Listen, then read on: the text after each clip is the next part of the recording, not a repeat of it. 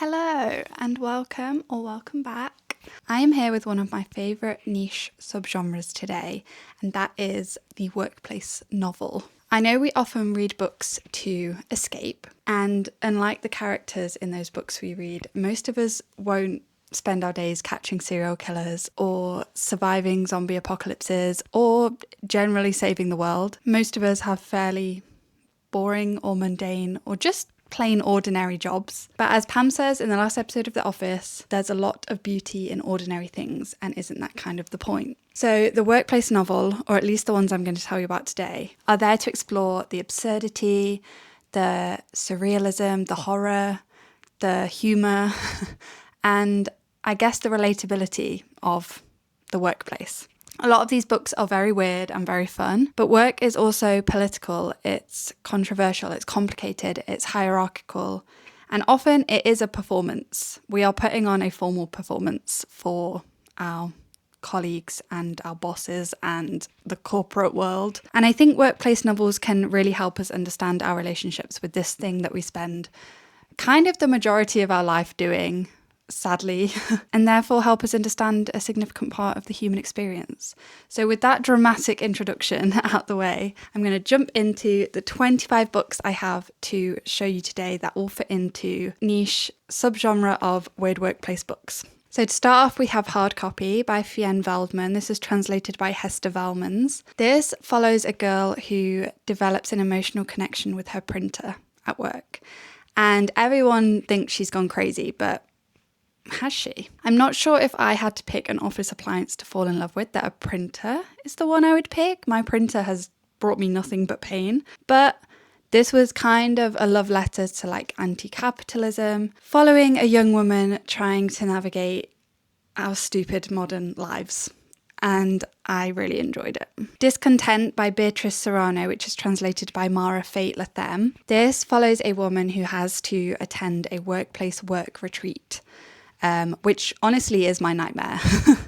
And just like I would, she loses it. She slowly unravels. So this is for all the corporate girls, especially if you like funny, unhinged female main characters who are anxious about an inescapable future where they will endlessly be doing meaningless work and dealing with office politics. The Factory by Hiroko Oyamada, which is translated by David Boyd. This is a very short, surreal and unsettling book about odd people working in a very odd factory. It is a little depressing, but also a very insightful look at, like I said, the human experience of being essentially a forgettable cog in a machine. The factory's a perfect setting with a real sense of like futility while you watch your life go by on a conveyor belt of sleeping, working, eating, and then repeating that over and over and over again. And although it's very short, this had a massive impact on me. Convenience Store Woman by Siaka Murata is translated by Ginny Tapley Takamori.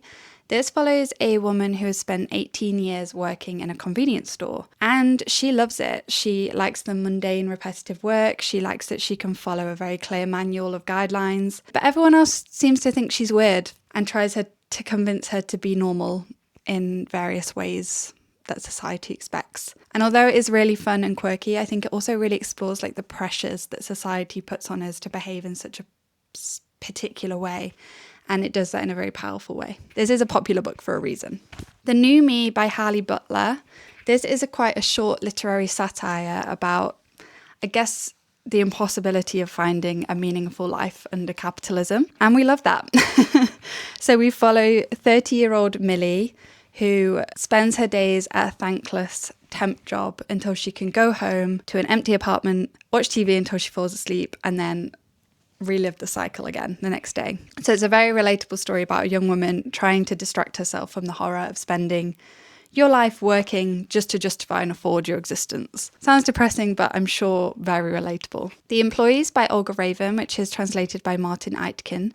This is actually slightly different in that this is a sci-fi book. It's following a team of humans and humanoids on a spacecraft, and it's written in a really fun way. It's written like a HR investigation, which consists of a bunch of interviews with different members of the crew and different staff, and it's a beautifully imaginative critique of the workplace that is just as fascinating as it is unsettling and strange. and I absolutely loved it. I read this in one sitting. Temporary by Hilary Leichter. This follows our main character, who is a temporary. She fills in for job placements for short periods of time. And when I say that these job placements are bizarre, I mean it. She swabs decks for a pirate ship. She helps assist an assassin. She fills in for a chairman of the board. And it says, she's happy to fill in for any of us, even for you and for me. Severance by Ling Ma is a book that explores capitalism and industry from a post-apocalyptic perspective.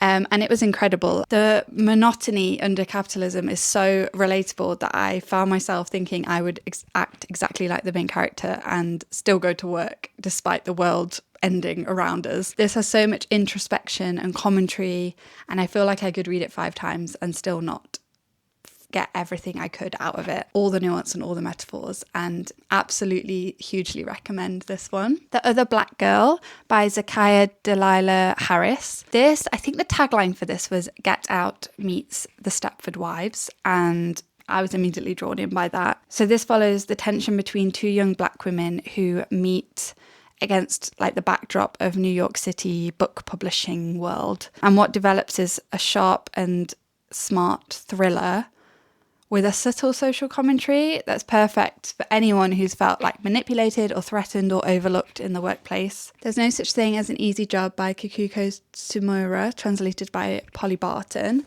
This is another book about a woman's search for meaning in the modern workplace, except we're following a woman who goes to a job agency or an employment agency and is like, I just want an easy job. I want to work an easy job that requires no thinking. And she's sent on a journey of odd and surreal placements, very much reminding me of my own weird and bizarre jobs I've had in my life. And the author dives deep into this like comical investigation of work culture as our main character kind of realizes that there is no such thing as an easy job. We Had to Remove This Post by Hannah Bavowitz, translated by Emma Rolt.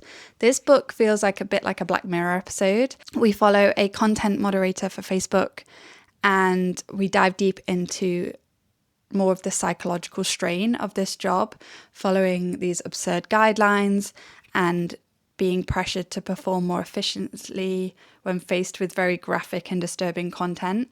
I think it's a really clever book about the digital age that felt very much like a spiral down a rabbit hole into this horrible and fascinating examination of the internet and the human connections that are formed there. Basically, the question is, does what you see change who you are? And then another book, Moderation by Elaine Costello, with a moderator as our main character.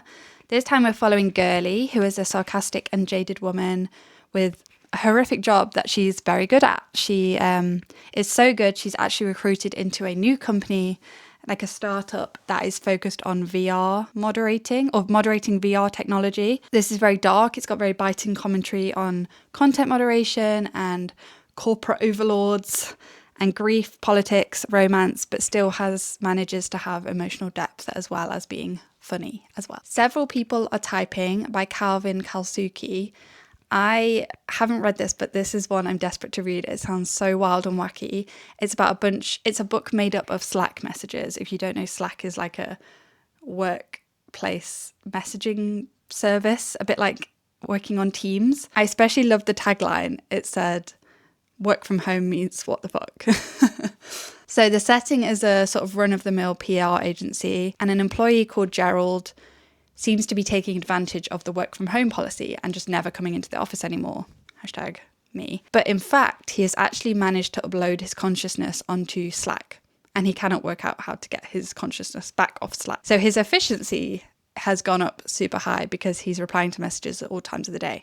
But he's actually panicking because he's like, how do I get back to my body? Absolutely bonkers, but I love the sound of it. Ripe by Sarah Rosetta. This follows our main character, Cassie, who has her dream job in a cutthroat Silicon Valley startup. But in reality, she's kind of found herself trapped in a nightmare. She has long hours, she has toxic bosses, unethical projects, and this all leads to my favourite topic, a woman having a mental breakdown. Basically, a very funny but very unsettling journey through a late capitalist hellscape, essentially. I Hope This Finds You Well by Natalie Sue. I love the premise of this, despite never being found well by any email that anyone sends to me. So this is a funny and heartwarming story of an office admin and she accidentally gains access to all of her colleagues' private emails and DMs and decides to use that intel to save her job. A very heartfelt story, like I said, about human connection and also great representation of nosy girls who love knowing all the gossip. Me. The Cabinet by Eun-Soo Kim, which is translated by Sean Lynn Halbert. So this is following a normal, ordinary office worker in Seoul who ends up as an assistant to the mysterious Professor Kwon.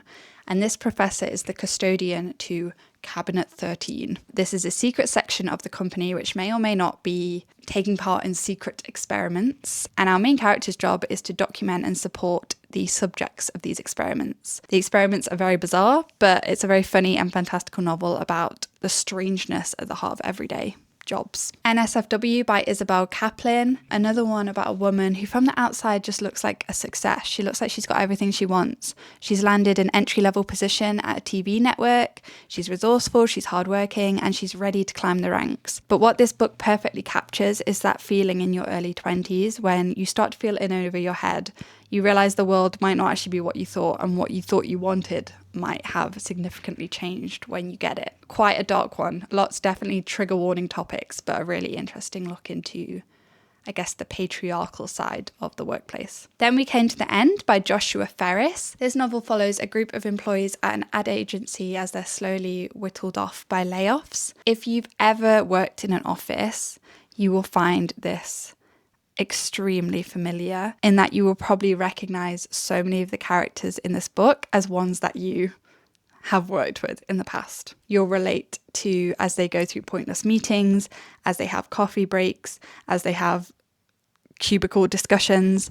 And although it is a commentary on all the awfulness of that, it also is about the love and connection that you can find in a workplace. And a lot of people have compared this one to The Office TV show. So if you love that, this one might be for you. The Temps by Andrew de Jong. This one sounds very action-packed. It's following a group of several hundred temporary staff that are the only survivors in an office complex when an unexplained toxic gas kills off all the permanent staff and also the rest of the world. So there's this group of temporary staff trying to survive, trying to learn more about this elusive company that they've employed them, and then also struggling through all the power dynamics and conflict that comes with, I guess, being a group at the end of the world. Break Room by Mei Lee, translated by Sandy Jewson Lee. So this book sounds so interesting. It's set up like a reality TV show where the contestants are all ordinary office workers and they are trying to find the mole planted among them. Think like The Traitors or like Among Us, but at work. Only after entering the show do they find out that the reason they were picked to be on the show was because they were voted in their workplaces as the least likely person anyone wanted to share the break room with. So we follow these contestants, not only trying to figure out the mystery of who is the mole, but also trying to grapple with the fact that all their co-workers hated them, going through that as sort of a social experiment along with the reality TV show. Sounds fascinating. The Dilemmas of Working Women by Fumio Yamamoto, which is translated by Brian Bergstrom. This is a collection of short stories, if you're a short story girl. So it follows difficult women who are navigating their identities as workers and women in contemporary Japan. So we follow women basically fighting against the societal expectations in a world that's built for and by men, particularly in the context of the dehumanizing role of an employee. Definitely a really interesting look at modern women in the workplace for sure. Everything You Ever Wanted by Lucio Salma. I'm just going to read you the description of this one because it really sold it to me. You wake up, you go to work. You don't go outside for 12 hours at a time. You have strategy meetings about how to use hashtags. After work, you order expensive drink after expensive drink until you're so blackout drunk you can't remember the circumstances which have led you to waking up in bed with your colleague. The next day, you stay in bed until the afternoon, scrolling through your social media feeds, wondering why everyone else seems to be achieving so much. Sometimes you don't get out of bed at all. Then you hear about Life on Nix, a program that allows 100 lucky winners the chance to escape it all, move to another planet and establish a new way of life. One with meaning and purpose, one without Instagram and online dating. There's one caveat. If you go, you can never come back. But you aren't worried about that. After all, what on earth could there possibly be to miss? Sounds so interesting. Diary of a Void by Emmy Yagi, which is translated by David Boyd. This follows a 34-year-old woman who gets a new job, but she finds herself as the only woman in the workplace, and she is sort of pressured into doing all the menial jobs until one day she's like, I actually can't do that job because I'm pregnant and I can't stand the smell. And this is a lie. But she finds out very quickly that when she's pregnant, she doesn't have to serve coffee, she doesn't have to work overtime, she can rest, she can take long baths, she can watch TV. And before long, this lie becomes all-consuming, and the boundary between the reality and the delusion starts to dissolve. And this was so much fun to read. I really enjoyed it. Careering by Daisy Buchanan. This follows Imogen, who has a toxic relationship with her job. Don't we all? She has always dreamed of working for a magazine, but in reality, she writes her blog around shifts at the pub. That is until she's offered a position at a very new feminist website. But she soon finds herself putting more and more of herself into this job, into writing for a company who doesn't care about her, doesn't care if she sinks or swims. So this definitely shines a light on the hustle and grind culture, particularly among women, and what they are expected to sacrifice or give up to be a successful career woman. And then finally, we have Flux by Jinwoo Chong. This one I haven't read, but it sounds very, very different to everything I've talked about so far. It's a very unique book. It's about a company who has accidentally invented time travel, and they are covering up a string of violent crimes. So we follow 3 characters. One of these characters is 28-year-old Brandon, who is offered a new job, but is then confused to find himself in an apartment he doesn't recognise and at an office that he sometimes doesn't remember leaving. Sounds very mysterious, very mind-bending, and very unique. So I'm really interested in that one. And there you have it. That is my long list of books that are focused on the weird and wonderful workplace. If you have any other books that you think fit into this niche subgenre, please do leave them in the comments. I'd love to see any other recommendations. And please consider subscribing if you liked this video and if you like niche book recommendations, because I have so many odd little lists in my notes app that I would love to share. And otherwise, thank you for watching, and I'll see you in my next video. Bye!